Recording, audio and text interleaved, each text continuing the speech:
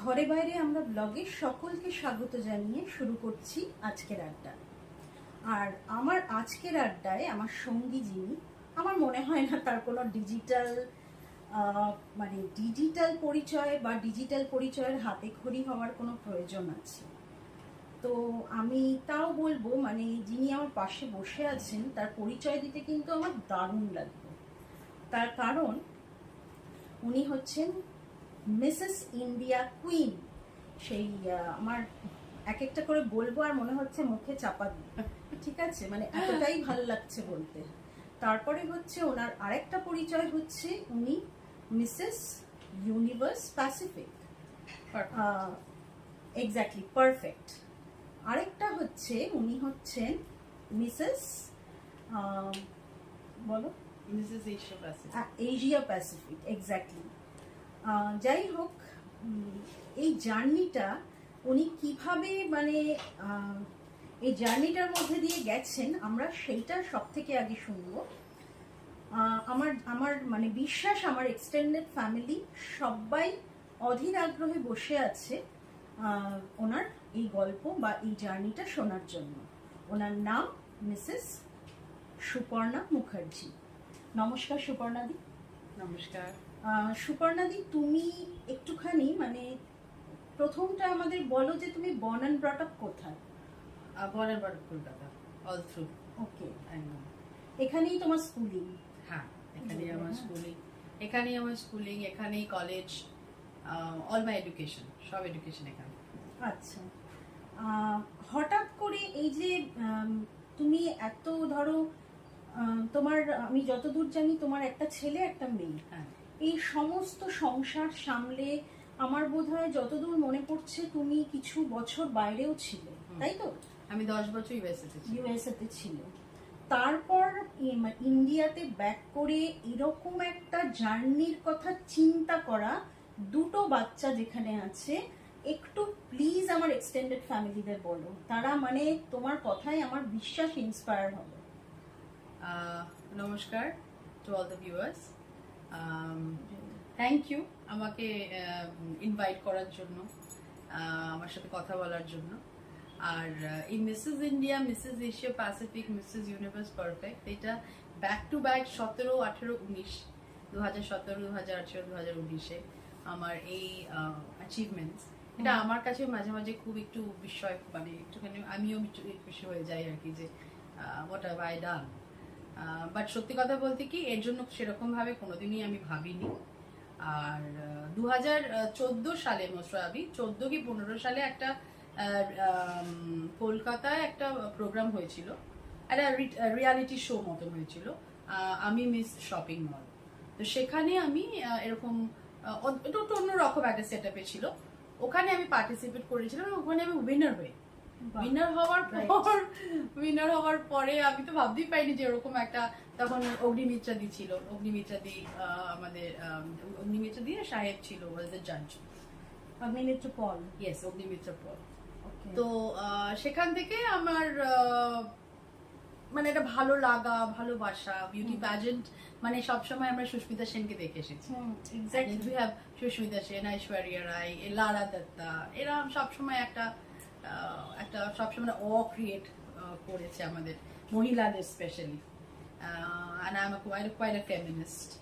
তো তারপরে সেটা পরে সেরকম, তারপরে সেসব নিয়ে আর কিছু, কারণ আমার ছেলে তখন খুবই ছোট।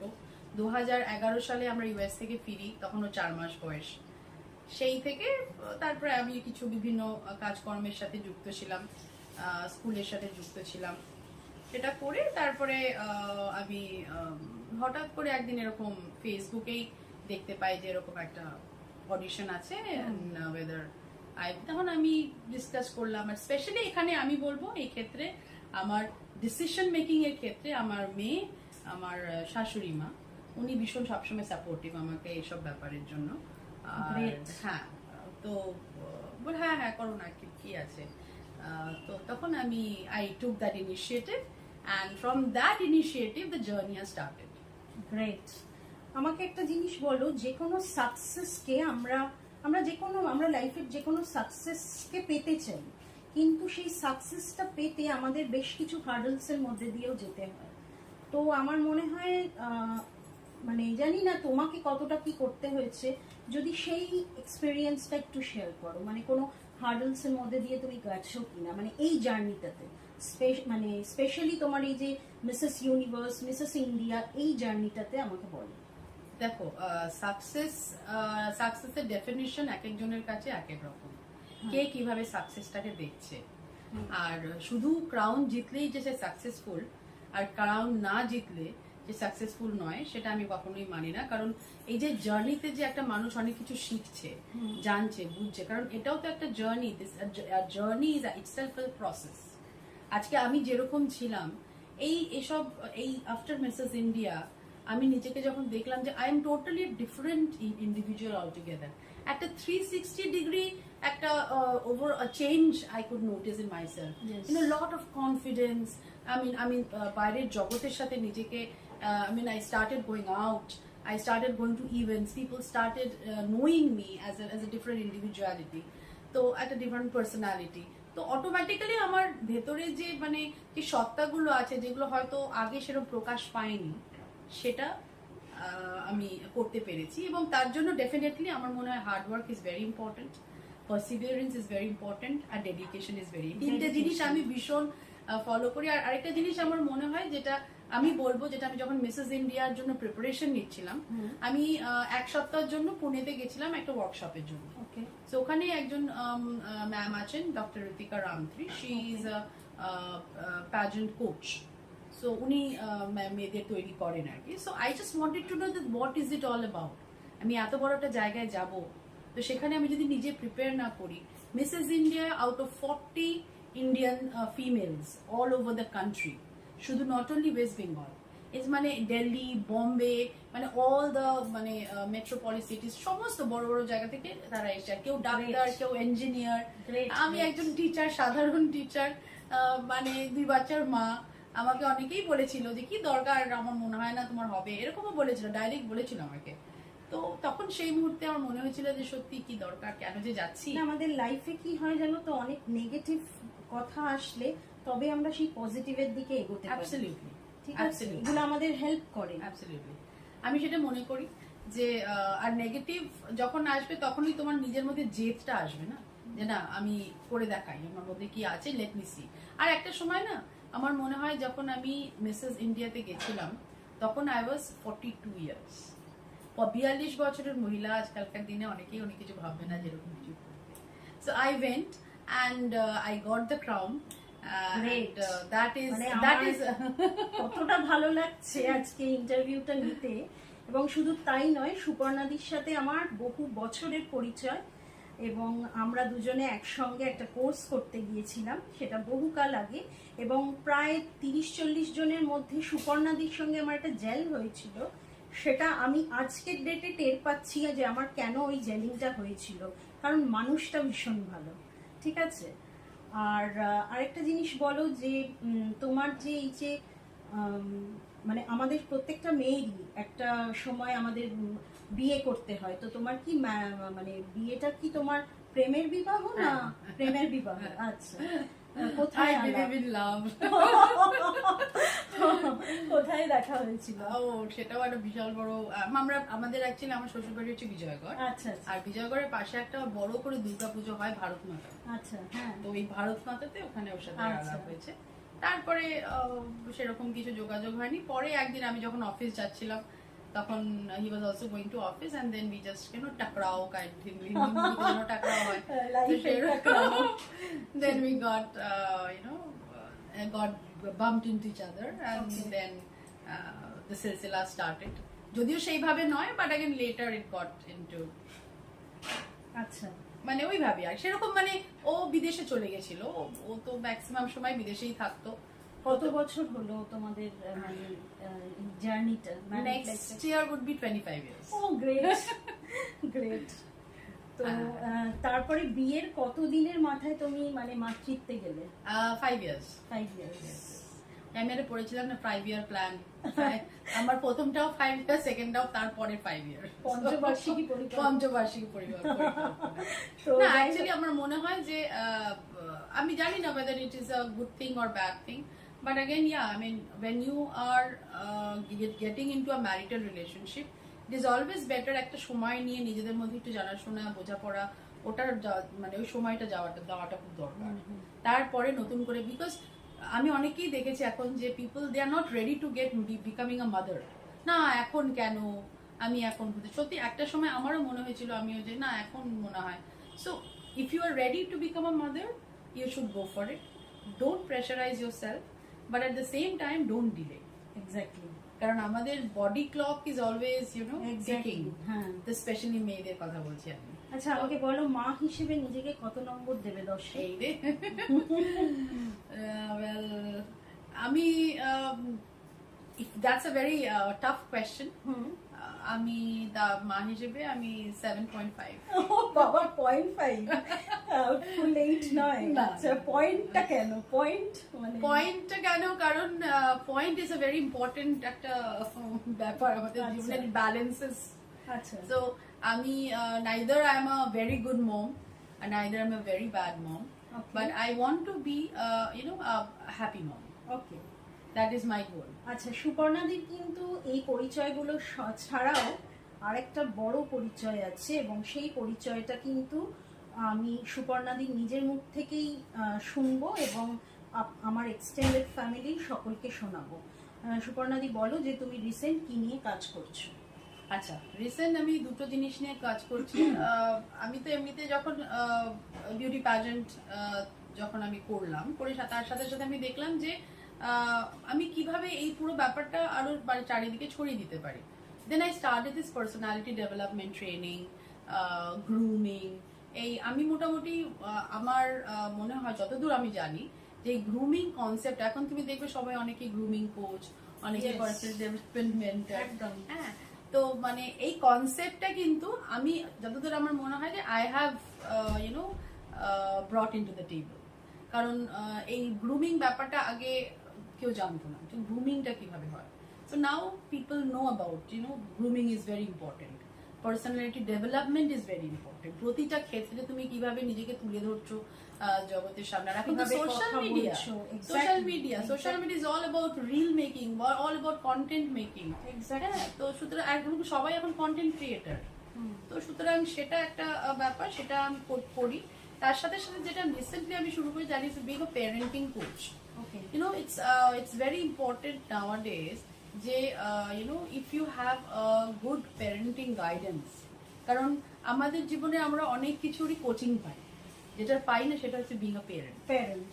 আমরা মা তো হয়ে গেলাম, বাবা তো হয়ে গেলাম, কিন্তু তারও যে কিছু টিপস আছে, ট্রিক্স আছে, ডুজ আছে, ডোন্টস আছে, সেগুলো কিন্তু সব বাবা মারা জানে না। এবং ওই না জানার ফলে কি হয়, আমরা অনেক মিস্টেকস করি, আমিও করেছি। আমার জীবনে 18 বছর, my daughter is 18 years. 18 years is my parenting journey. তো সেইটাতে আপস এন্ড ডাউনস আছে। আমি নিজে মানে অনেক কিছু শিখেছি, আর এবং এই প্যারেন্টিং কোচিং যখন আমি ট্রেনিং নিয়েছি তখনও আরো অনেক কিছু শিখেছি। এবং তাতে আমার মনে হয়েছে যে if parents get a proper information, proper guiding, কখন কোন সময় কি বলা উচিত বা কখন কোন সময় কিভাবে করা উচিত, specially like behavioural relationship with your children, এটা ভীষণ ইম্পর্টেন্ট। স্পেশালি নাই যখন প্রত্যেকটা এজ, তো প্রত্যেকটা এজের এক একটা চ্যালেঞ্জ থাকে। আজকে বাচ্চা টডলার, তার একটা চ্যালেঞ্জ, সে আরেকটু বড় হলো তার একটা স্কুল গোয়ারের একটা চ্যালেঞ্জ। তো এইভাবে না প্রত্যেকটা এই চ্যালেঞ্জগুলো কিন্তু অনেকে খুব ভালোভাবে হ্যান্ডেল করে, অনেকে পারে না। অনেকে ওয়ার্কিং মাদার, তারা তো সময় দিতে পারে না, কিন্তু তার সত্ত্বেও how can you have a close bond with your children. তো সেগুলোই আমি চেষ্টা করি। অনেক প্যারেন্টসরা আসে আমাদের কাছে, দে কাম with lot of queries, এটা এরকম হচ্ছে, আমার ছেলে কথা শুনছে না, আমার ছেলে এই করছে, আমার ছেলে খাচ্ছে না, আমার ছেলে ঘুমোচ্ছে না। এবং এখন হচ্ছে যেটা বিগ প্রবলেম হচ্ছে, সারাক্ষণ ইন্টারনেটে অ্যাডিক্টেড, স্ক্রিন টাইম। যেটাকে আমরা বলি যে মানে এই শুধু ইন্টারনেট কেন, ইন্টারনেট, টিভি, আর এখন তারপরে আপনার ভিডিও গেমস। হ্যাঁ, these are all the things where they are getting totally engaged. কারণ সময় নেই, আচ্ছা মা বাবা বিজি, এনাও দিয়ে দিলাম একটা ফোন দিয়ে দিলাম, একদম তোমার 8 থেকে 80 সবাই। দেখো এখন 80 বছর যারা, তাদের তো আর নতুন করে কিছু নেই, তাদের কাছে হয়তো এটাই স্বর্গ। এখান থেকে তারা অনেকের সাথে একসঙ্গে, তারা হয়তো বেরোতে পারছে না, But for 8 years old, for 15 years old, for 20 years old, these are all actually taking a big chunk of time from their life.